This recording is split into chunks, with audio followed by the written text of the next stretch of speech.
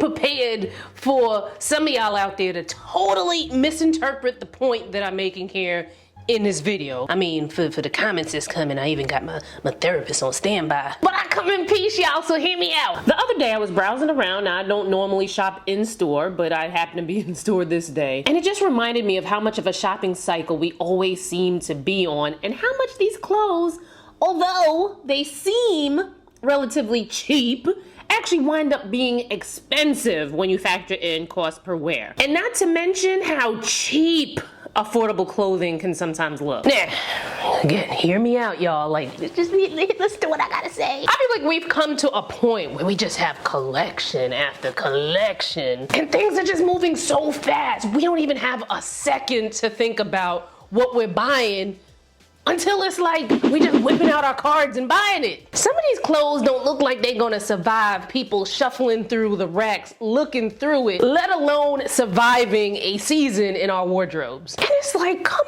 on, man, we're poor, not blind. And some of these designer and limited edition collaborations be having us in a chokehold. It's like, ooh, look at this designer collab piece. Oh, just $200? Oh my God, that's a steal. $32? That's basically free. But is it though? Let's take a trip down memory lane to all the designer collabs of yesteryear. Isabelle Marant times H&M. Philip Lim for Target. Lanvin times H&M. Jimmy Choo times H&M. Alexander Wang times H&M. And the list just goes on and on and on and on and on. Now, riddle me this. How many people do you see today wearing these pieces from these designer collaborations? What happened? I can't hear you. Huh?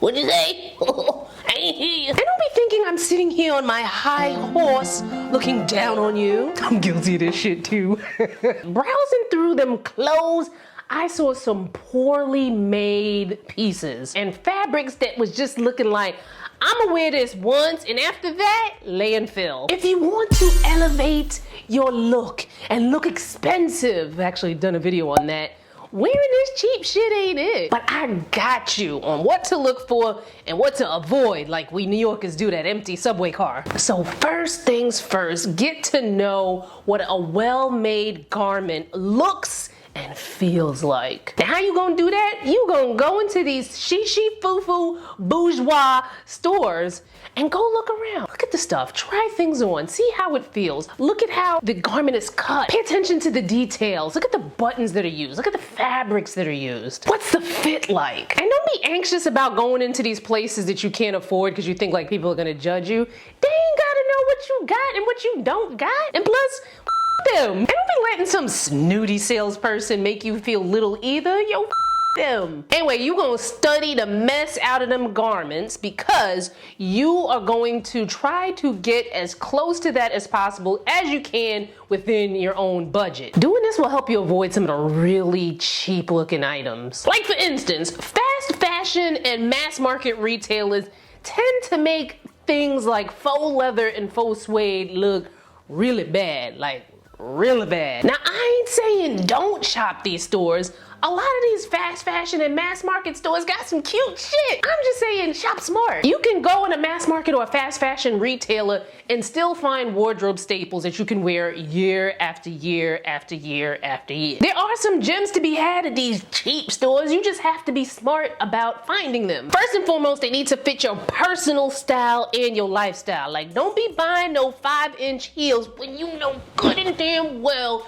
your knees ain't been good since '02. Secondly, whatever you buy needs to go with at least 5 other things in your closet. Third, that mess has got to last. Make it last forever and ever. Typical fabrics that can make it year after year include cotton, linen, wool, cashmere, polyester, silk, etc. I get a lot of my staples that can last me forever, unless I, gain me some blizzard weight.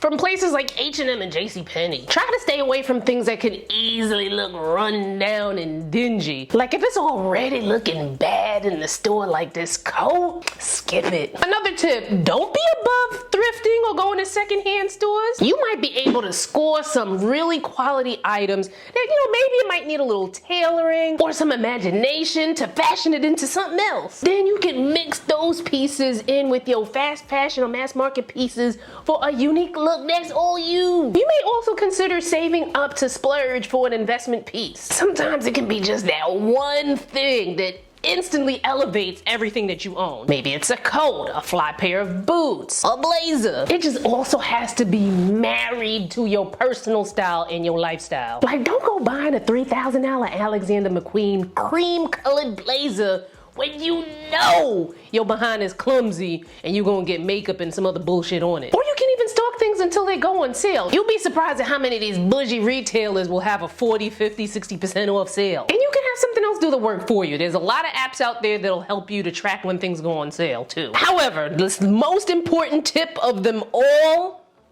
before you go and buy anything else to add to that closet, you gonna need to purge. You need to face the ghosts of your bad fashions past. I'm talking about all of that in this next video where I recently got rid of a lot of my shit. I'll see you there.